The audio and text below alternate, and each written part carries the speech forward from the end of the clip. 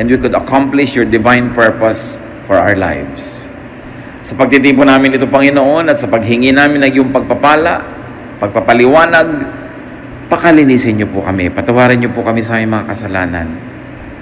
Mga paulit-ulit na kasalanan, mga kuminsan naman ay paminsan-minsan kasalanan, at merong mga makasalanang halos hindi nagagawa, pero nadadapa pa rin nagagawa.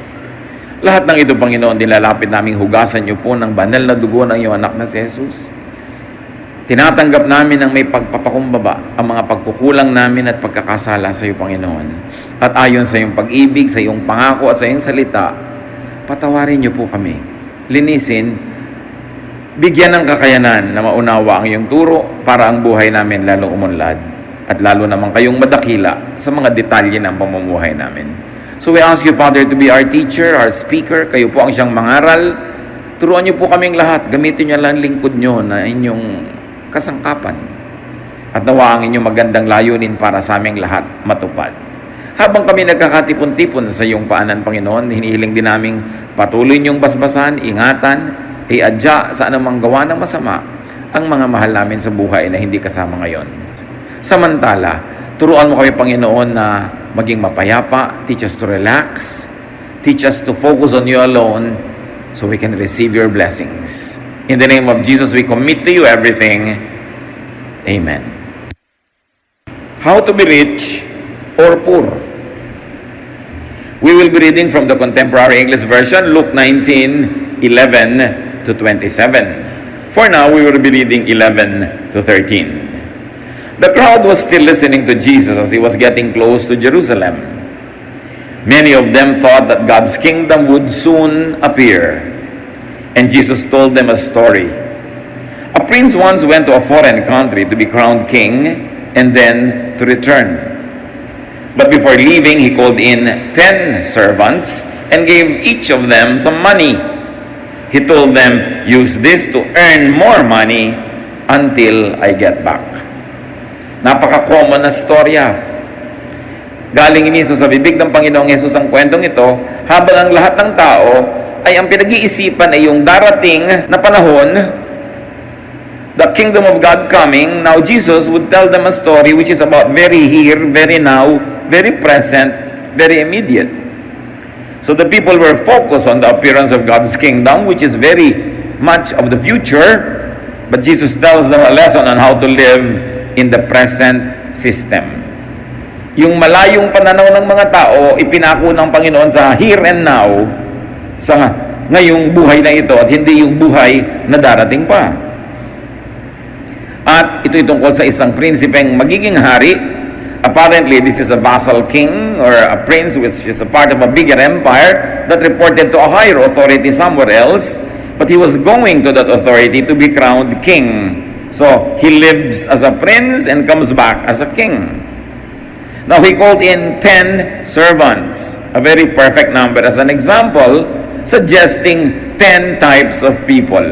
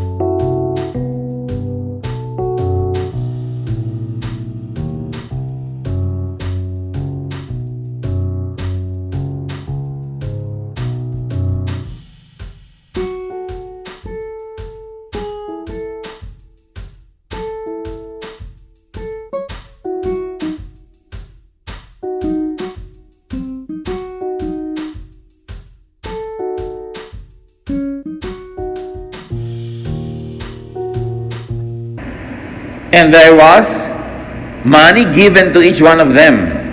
Iba-ibang amount. At ang bilin, this money should make more money. So pinagbibigyan niya ng mga kani-kanyang mga puhunan at sabi, paramihin nyo ito, kailangan ang ibinibigay ko sa inyo, pagbalik ko, marami na. So money is supposed to make more money.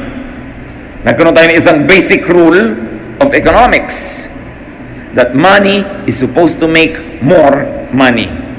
It's not primarily for just spending or for saving, for keeping. It is for investment.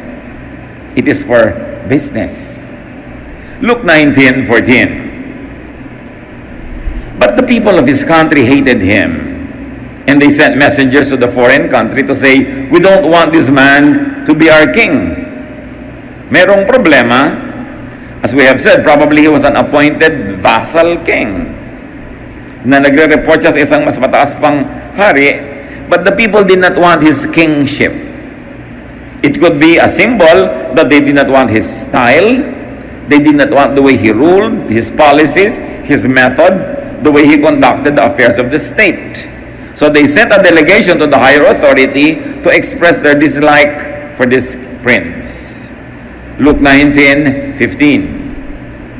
After the prince had been made king, he returned and called in his servants.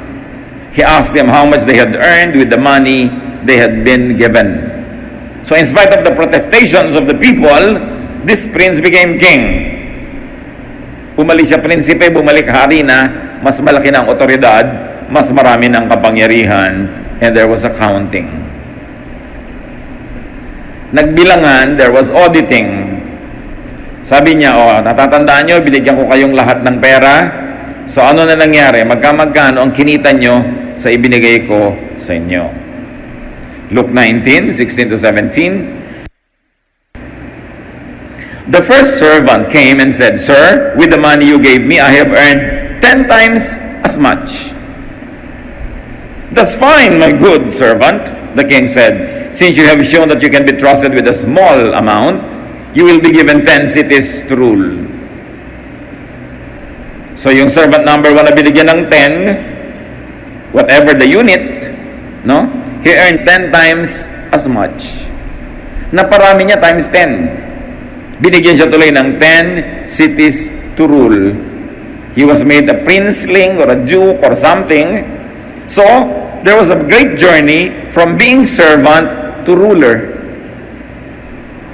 Umasenso siya. Nung umalis yung prince, servant siya. Nung bumalik, naging ruler siya of 10 cities. Alam niyo, sabi ng Proverbs 12:24 tungkol dyan, work hard and you will be a leader. Be lazy and you will end up a slave. So another rule, to be a real leader, you must work hard.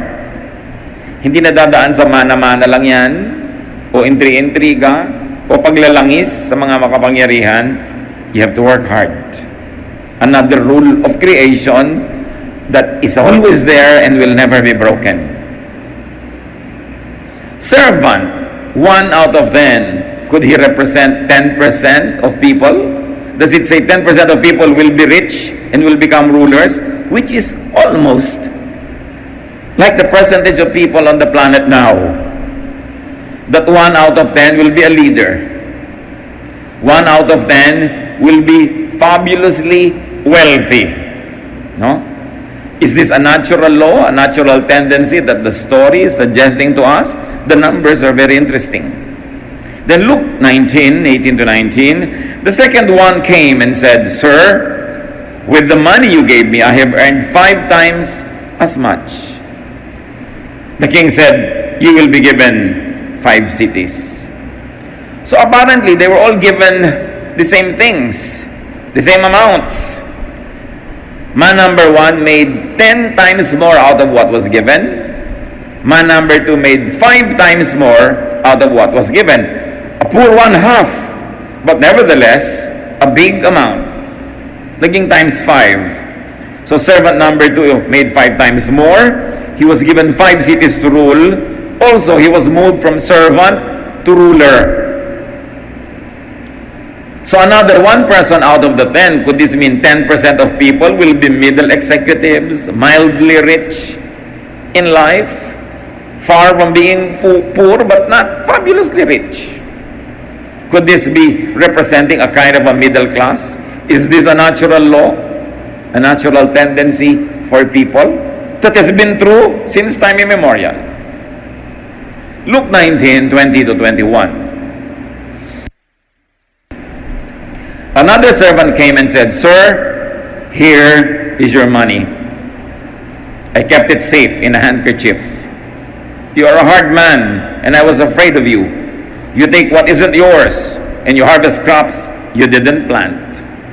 So servant number 3 represented everyone else. So could this represent servant number 3 up to 7, which means 80% of people? He was not enterprising. Yung dalawa na muhuna, nagnegosyo. Yung isa na times 10, yung isa na times 5. Ito siya, wala man lang ginawa. He was conservative. He plays it too safe. Sabi, mahigpit kayo, mabagsik kayo. Yan ang balita ko tungkol sa inyo. Baka magkamali pa ako, maparusahan nyo pa ako. So tinago ko na lang. Eto, kunin nyo na ulit, buong buo. Walang bawas. Walang kulang. And apparently, he does not know the prince. Dahil napakasama ng impression niya sa prince na ito. But you know who the prince represents in the story? No? God or God's representative. And he who does not know the prince will not receive favor from the king. This man was fearful. He was afraid. He was ruled by fear. And he was a complainer. Nakita niyo agad yung pagkakaiba ng karakter ng tatlo. Yung dalawang nauna, bagamat magkaiba ng talent at magkaiba ng naging bunga, pero they belonged together. They were made rulers. They made much of what was given them. Itong isa, which could be 1 to 8, number 3 to 8, kasi wala na ibang binanggit out of the 10 na binigyan nung umalis yung prince. So pare-pareho. Marahil itong number 3 at ang lahat na, ng natira pa hanggang ika-10, mareklamo, maraming fear, hindi siya kumilos, hindi siya nag-invest. Ano nangyari? Luke 19:22 to 23.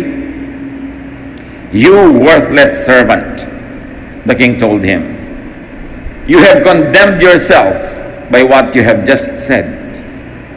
You knew that I am a hard man, taking what isn't mine and harvesting what I've not planted. Why didn't you put my money in the bank? On my return, I could have had the money together with interest." Ganun pala impression mo sa akin? Mahigpit? Malupit? Bakit yung perang iniwan ko sa iyo, sana malang nilagay mo na lang sa bangko para nagka-interest kahit konti? Hindi ibinalot mo lang dyan sa iyong panyo at tinago mo kung saan. Walang nangyari. At ang tawag kay servant number 3, worthless. There was no production, no growth, no profit. And he condemned himself by his own words. Sabi niya, mahigpit kayo eh. Hard man pala ako, ha? Sabi ng prince ng ngayon king na, "Pues, let your words be your judgment. I'll be hard on you." Kita nyo, hindi naman naging hard si Lord sa 10 lang, naging times 10. Pwede pa siguro maging times 1,000 yun eh. Pero dahil naparami niya, hindi naman siya reklamador, pinuri siya. Yung times 5 lang ang naging bunga, hindi naman pinagalitan. Sabi, ba't ito times 10, ikaw 5 lang? Hindi rin kasi reklamador. Sinikap niya magagawa niya, na premyuhan din siya. Itong mareklamo, sabi, mahirap kayong kausap, mahigpit kayo. Ganun pala, pues magiging mahigpit nga ako sa iyo kasi yan palang iniisip mo. Matthew 12:37. "For by your words you will be acquitted, and by your words you will be condemned." Dibdibin natin mga kapatid ang ibig sabihin nito. Ang Panginoon din ang may sabi. Sabi niya, kung anong sinasabi mo, ganun nga mangyayari. Kung sa sinasabi mo, maiipit ka nga. Kung sa sinasabi mo, luluwag ka nga. Kaya pinag-iingatan natin ang sinasabi natin. Anong madalas sabihin ng maraming tao? Di ba sabi dito nung king, sinabi mo di matutupad. Ngayon, sino yung nagsasabi laging, mahirap kumita? Mahihirapan ka nga kumita. Kasi laging yan ang sinasabi mo. Mahirap kumita. Ang hirap ng buhay. Gaano karami sa inyo nagsasabi niyan everyday? Bilangin nyo ilang beses. Ang hirap ng buhay. Mahirap ang buhay ngayon. Ang mahal na mga bilihin. No? Tapos pagka may mga negative na nangyayari, sabi mo, only in the Philippines. Kaya pa ulit-ulit na nangyayari. Napansin nyo nung nagpalit tayo ng motto na it's more fun in the Philippines? Parang talagang nagkakaroon ng more fun. Bayad na lahat ang utang natin sa World Bank, nagpautang pa tayo ng $1 billion. Ngayon ang Pilipinas mayroong $90 billion reserve at padami pa ng padami. We have become the investment darling of many investment houses around the world, and we were named as the fastest growing economy in Asia. Alam niyo ba yun? Sinabi lang natin, it's more fun in the Philippines. Pag sinabi mong madaling kumita ng pera, subukan nyo. Kasi sa kasasabi nyo bang mahirap kumita, lumuwag na buhay nyo. Sa reklamo ba natin ang mahal ng bilihin, bumaba na nga o lumaki sweldo? We are condemned by the words we say. Lalo yung pestig buhay to. Can you imagine, minura mo yung buhay mo? Diba? Ano mangyayari sa buhay mo? Yung asawa kong batugan, mga anak ko walang kwenta. Pag sabi ka ng sabi nun, sinabi na, by your words, you will be condemned. Kung ang basa ng langit dyan ay prayer, God answers prayer. Kaya iniingatan natin ang mga sinasabi natin. So say good things about the country. Say good things about your husband or your wife. Say good things about your children. Say good things about life. Because I'm sure that if you really look, you will not run out of good things to see. So tingnan natin kung ano yung mabuti, batiin kung ano yung maganda, purihin at kaibig-ibig, laging banggitin yung gusto nating mangyari sa buhay, hindi yung ayaw natin. Somehow there must be a change in the way energy flows into our lives. Balik tayo sa kwento. Luke 19:24-25. Then he said to some other servants standing there, take the money away from him and give it to the servant who earned 10 times as much. But they said, sir, he already has 10 times as much. So yung binigyan ng puhunan A, naging times 10, yung puhunan B, naging times 5, itong puhunan C, 1 pa rin. Sabi niya sa mga katulong, kunin niyo itong 1 ito, ibigay niyo doon sa may 10. Sir, ang yaman-yamanan niya. At di ba yan ang reklamo ng maraming reklamo sa buhay? Ang yaman-yaman na may-ari ng company namin, bibili na naman ng kotse, siya na naman ang mayaman. Diba? Isipin nyo mga kapatid, kung itong mga reklamong ito lumalabas sa bibig nyo, so you will know which character to identify with. Kaya atin nyo na naman ibibigay yan, ganyan. Itong tindahan niya, nagka-branch na naman, dami na siya ng dami. Reklamo tayo ng reklamo sa mga umaasenso, no? Sa mga dumadami ang kabuhayan. Nabili na niya lahat ang bukid sa bayan namin. Kanya na lahat. Diba? Mga reklamong ganyan. Ang yaman-yaman na niya. It's a common complaint. Pero remember, ang nag-utos na ibigay yon doon sa mayaman na, yung character representing God. So huwag kayong magreklamo. Kung may pinapayaman, huwag niyong labanan, huwag niyong reklamuhan, kasi obviously may ginagawa siyang tama. Hindi man siya perfect, may ginagawa siyang tama at pinagpapala siya. Ba't kayo lalaban sa isang taong pinagpapala? Ba't kayo sasalungat sa taong may momentum, umaasenso, paangat, tapos paisibid-isibid kayo, pareklamo kayo, lalo kayong lalayo sa grasya. Luke 19:26-27. The king replied, those who have something will be given more, but everything will be taken away from those who don't have anything. Now bring me the enemies who didn't want me to be their king. Kill them while I watch. Alam mo na si Lord Jesus ang nagbigay ng kwento kasi masyadong controversial. Kung itong kwento lang to sana, sumasang-ayon sa karaniwang takbo ng mga paniniwala ng mga tao at mga values at pagpapahalaga, baka magduda ka pa na imbento yung kwento. But when it is so controversial, it could only be true.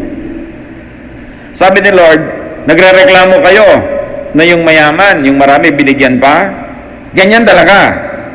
Yung marami, yung nagpaparami, siya pa ang lalong bibigyan. Ngayon yung mga makatsyang, mareklamo dyan, walang-wala na nga kayo, aagawin pa yung konting nasa inyo. I'm not happy with you because you are not producing.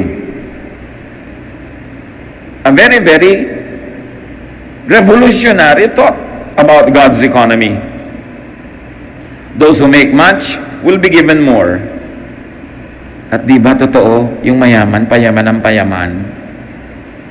Totoo naman who will deny it? Ang mayaman ay lalong yumayaman. Dahil ang gusto ng Diyos, yung mayaman lalong payayamanin. Nakita na natin sa kwento. Hindi ko mamayaman, masama. Siyempre, yung mga hindi mayaman, gusto niyang palabasin na masama yung mayaman para magmukhang, kaya naman ako mahirap kasi mabuti ako Hindi naman ko mahirap, mabuti. Ang kabutihan, ang kasamaan, walang kinalaman sa economic status mo. It's a very personal thing. Kung hindi man tamang lahat ang ginagawa, ay may tama pa rin ginagawa. Kaya kinakalugdan ng Diyos. Because no sparrow, no little bird will fall on the ground without God's permission. Therefore, nobody can make wealth without God's permission. And nobody will be so poor without God's permission also. Because God is in control. God is sovereign. Siguro naglalaro sa isip nyo, ibig masabihin niya, kaya ako laging gipit dahil sa Diyos. Hindi dahil sa Diyos. Hindi gumising ka isang araw, sabi ng Diyos, paghihirapin kita. Ikaw papayamanin kita. No. Kita nyo sa kwento, lahat ng 10 tao representing 100% of the population, lahat binigyan. Kaya lang hindi lahat pare-pareho ang performance, nagkaiba-iba, kaya iba-iba ang gantimpala. Those who don't make or produce, those who don't multiply money, will be stripped of the little they have. And it's the law of nature. It is the law of heaven. It was told by the Lord Jesus Himself, so you better make peace with that reality. Ang mahirap ay lalong humihirap, ang mahirap ay lalong paghihirapin, dahil hindi ko mamahirap, ay mabuti. Kung hindi man maling lahat ang ginagawa, ay mayroong maling ginagawa.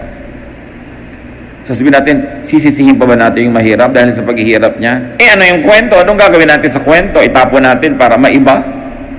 Para mapasarap natin ang ating pakiramdam? Siguro naman, wala akong kasalanan, kaya ako mahirap. Ayan na nga yung kwento. Ang atin ngayong malaking challenge, mga kapatid, alamin kung sino tayo sa 10 examples. Simplified into 3. Yung 1 na nagpa-10, yung 1 na nagpa-5, at yung 1 na 1 pa rin, walang ginawa, nabawian tuloy. Apparently, those people also represent those who don't like the king, meaning the king's way. But those who don't like the king's way will be condemned. So ayaw nyo ng pamamaraan ng king? Kung hindi tayo sumasang-ayon sa kwentong ito, parang tayo ay nasa kwentong ayaw din natin sumang-ayon sa king na yon. Sabi niya, kill them all before me, I will watch.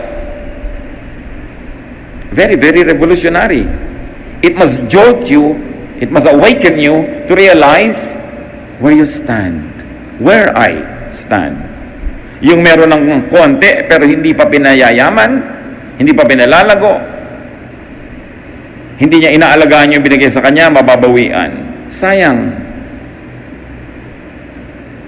Nakita nyo ba na may maangyayamang mga kumpanya nung araw, mga restaurant, chain of restaurants, o mga pabrika ng ganito, mga ganon.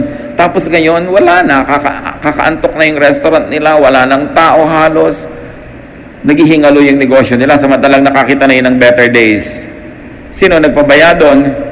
Either yung mga magulang, hindi natin rin yung mga anak na paanda rin yung negosyo, o yung mga anak na lumaki na spoiled, nung sila na nagmana ng negosyo, na wala na. Meron naman na maliliit na negosyo nung mga magulang nila nagraran, tapos sa pa-asenso ng second o third generation. Marami mga ganyang kumpanya, marami mga restaurants ng araw, sikat na sikat. Ngayon, wala na. Naranasan na. I-maintain na lang.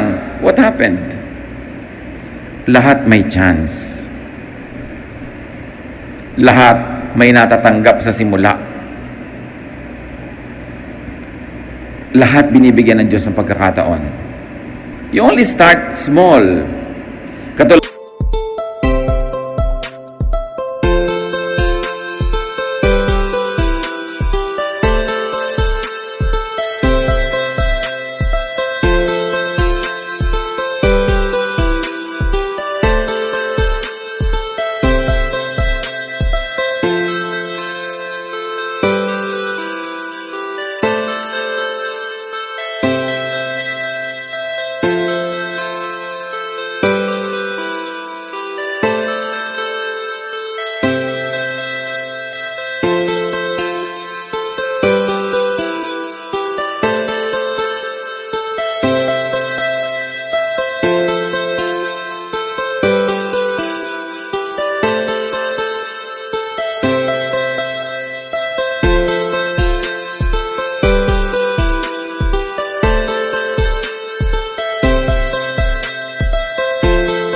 tatlo doon, kahit yung binigay na 10, small lang naman eh.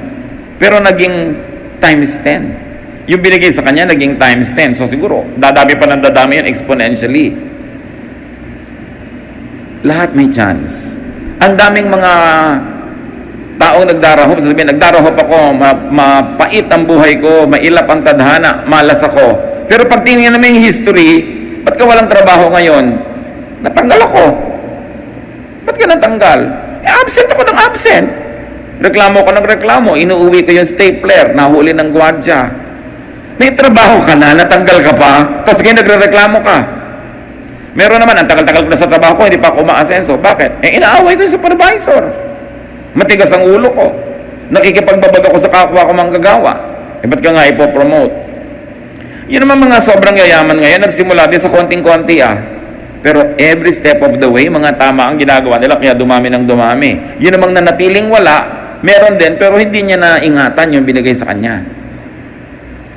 Meron nga, mas malaki pa yung bigay sa kanya Natatandaan nyo sa elementary grade siya, yung valedictorian, siya lagi ang honor, tambak-tambak ang mga medalya niya dito, tapos makikita mo 20 years from now, hirap na hirap sa buhay, ikaw no nabulok tutorian, ikaw yung mga inuutos-utosan ng teacher, binabato-bato ng eraser, meron ang asenso mo ngayon, because somewhere along the line, may mga ginawa kang tama, umangat ka. Siya naman, may ang laki na niyang edge, honor na, hindi pa minentain.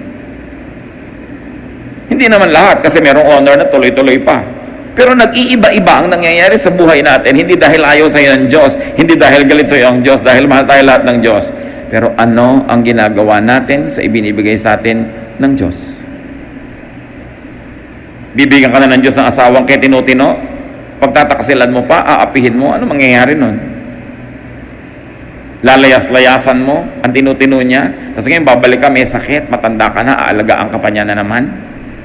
Can you imagine the wastage, the time wasted, the love, the peace that was not experienced?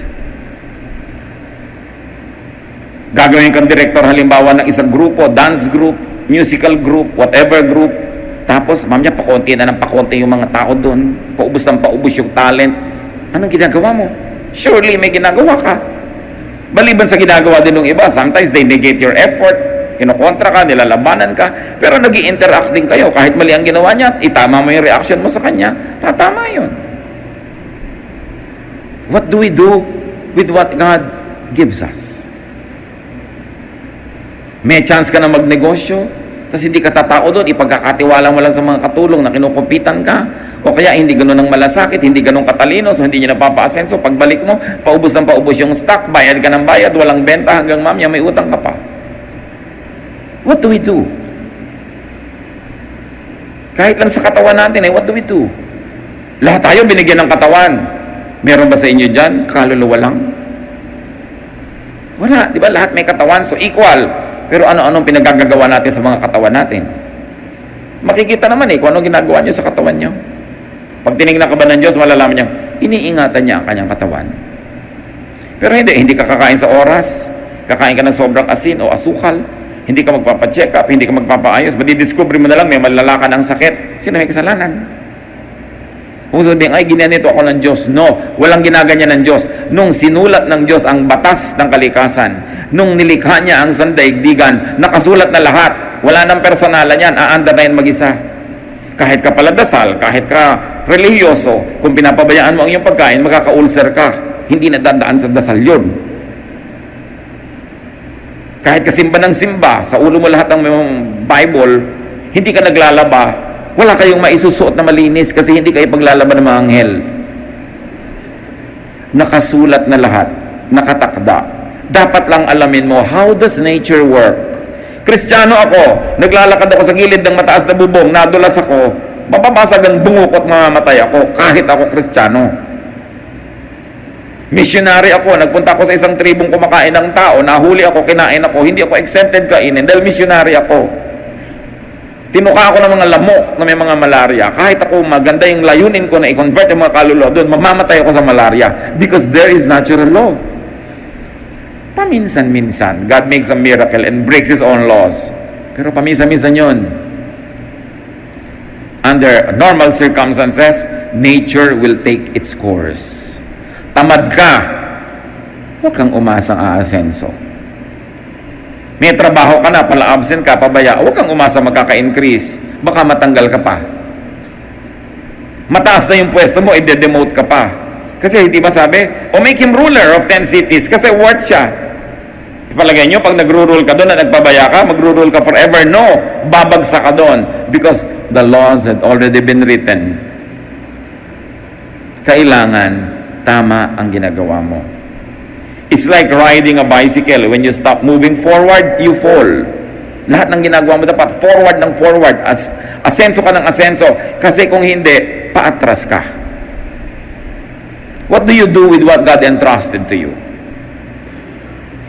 Binigyan ka ng Lord na talent na mag-sketch. And I know so many people who are very talented at sketching. They have a natural, indigenous talent. Nobody had to tell them. Grade 1, preschool, grade 2, nagdo-drawing ng maganda. Pero ngayon, hindi na makapag-drawing because 30 years had passed. Wala siyang ginawa para i-develop yon. Sa palagay nyo, naturally, magde-develop yung talent? No! Maraming magagaling na singer, kinalawang na yung boses, na malat na, kakakain ng malalamig, pagpapabaya, pagpupuyat, paninigarilyo. Do you think you will have a good voice forever? There are many nationally renowned singers that cannot even sing now. Pinabayaan ang katawan. So dapat hindi lang pag binabalikan ka ng Diyos, na-maintain mo lang, dapat na pa-asenso. Di ba yung one, na-maintain lang niya, ito yung binigay niya sa akin, ito pa rin, walang bawas. At sabi sa kanya, hindi ako concerned na walang bawas. Ang gusto ko may tubo.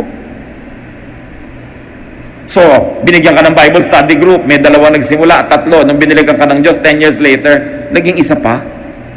At asawa mo pa yun, ha? So, walang growth. Sa palagay mo, bibigyan ka ng mas malaking grupo. Yun lang, hindi mo ma-manage. The principles in this story are so painfully true. Hindi mahirap makita. Imbes mainggit ka sa taong umaasenso, sabi mo, ano kayang ginagawa niyang tama? Anong ginagawa kong hindi tama? Ba't hindi ako umaasenso? 1, baka reklamo ka ng reklamo. Ayaw ng Diyos sa reklamador. Your own words will condemn you. 2, baka inggitera ka. Ayaw din nila na inggit ka na inggit sa nangyayari sa kapitbahay mo. Ba't di mo asikasuhin yung buhay mo? Ayusin ang sarili mo, ayusin ang negosyo mo. Kahit anong gawin ninyo, hindi maiiba ito. Nakatakda. That's why, malinaw na ikinuwento ng Panginoon. Nakakaawa ba yung wala na, babawian pa? Naawa ba yung Diyos dito? Hindi.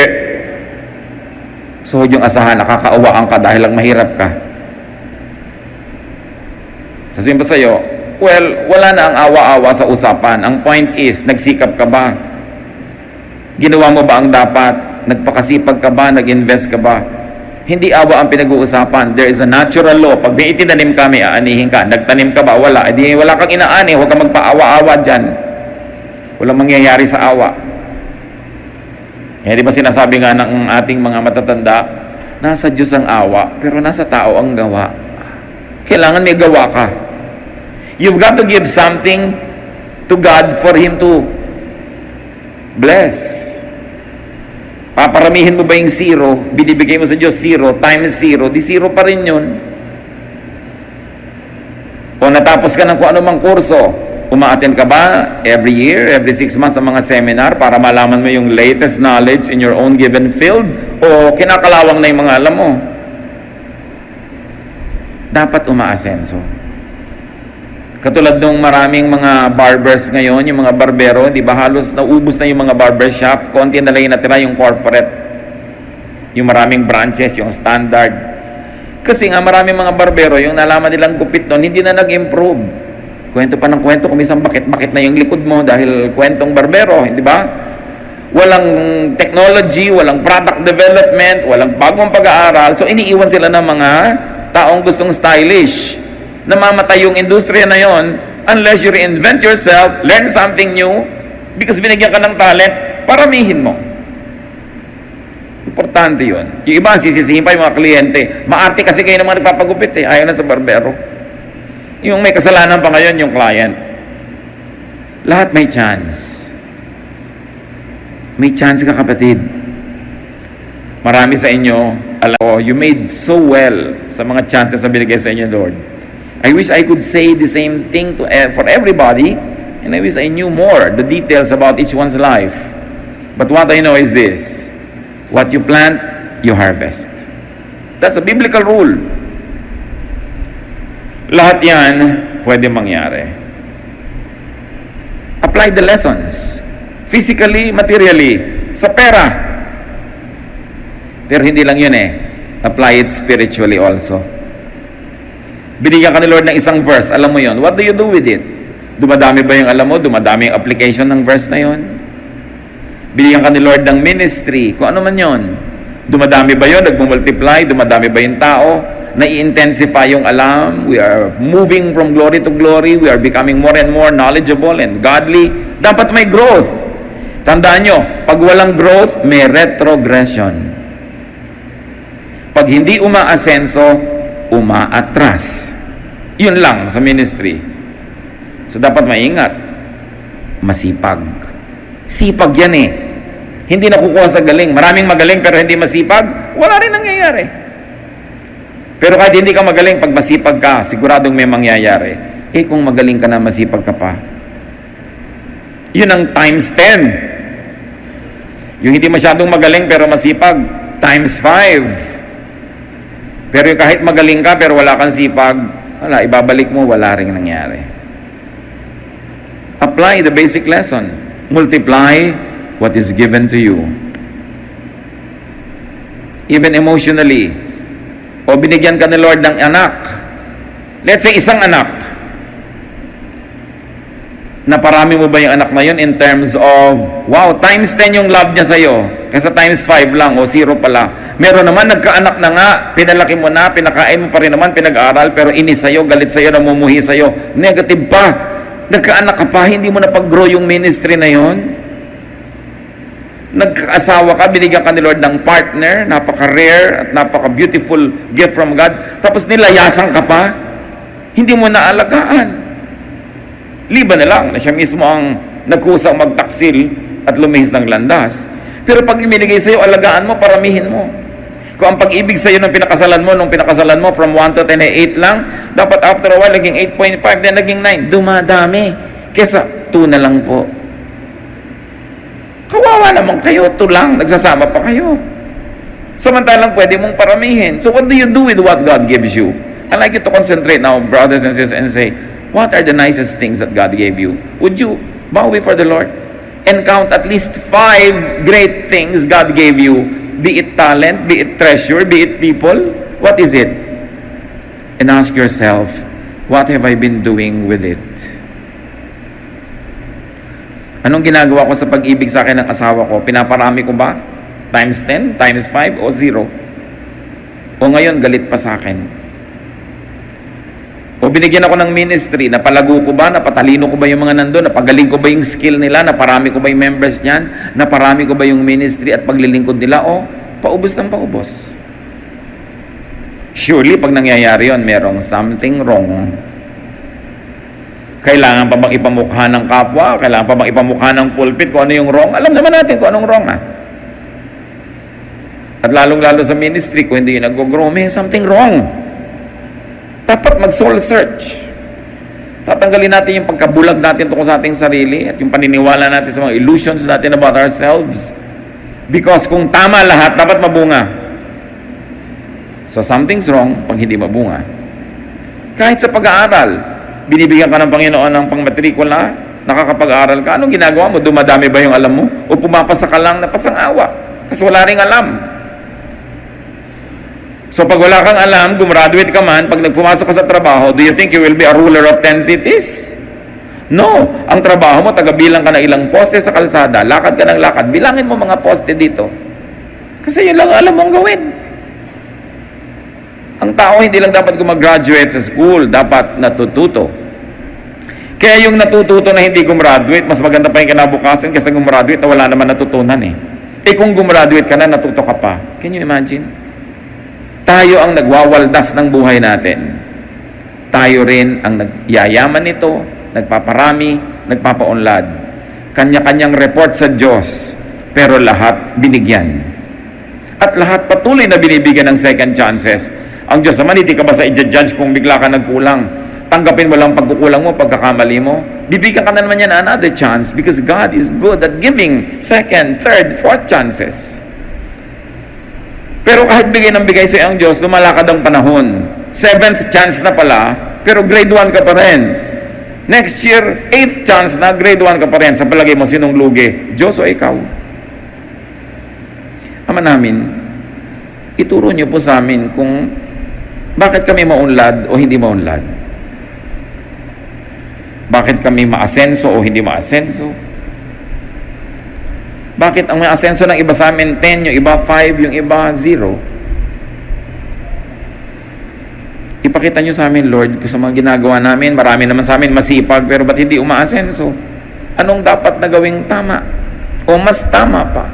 Mga umaasenso, mabunga, kung hindi kami conscious, Lord, kung ano yung dahilan, ipakita mo sa amin para lalo namin pagbutihin at lalo kaming tumanaw sa inyo ng utang na loob. Turuan nyo kami na manatiling mapagpakumbaba kung pinagpapala nyo aming buhay. At tulungan nyo kaming huwag magreklamo kung nagkukulang ng pagpapala at huwag naming sisihin ang langit, ang kapwa, ang mga Hapon, ang mga Kastila, ang mga Inchik, ang mga kung sino-sino. Tingnan namin, Lord, kung ano yung personal na pananagutan namin kung ba't hindi kami umaasenso. Kung lagi na lang namin nakakagalit ang mga kasama at kaibigan, ipakita nyo kung anong mali naming ginagawa. Mismanagement of our human relationships.